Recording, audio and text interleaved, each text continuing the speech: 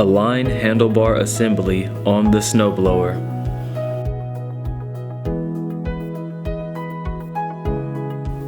Secure carriage bolts with washer and lock nuts provided in your kit.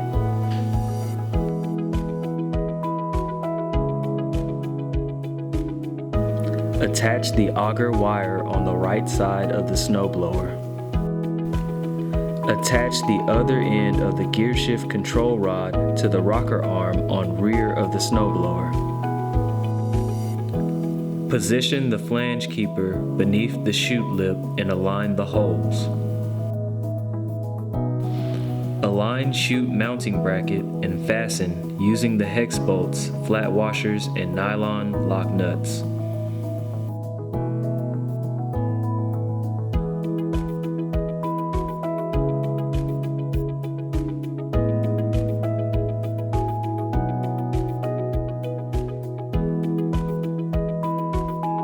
Add 1 quart of oil and it's ready to go.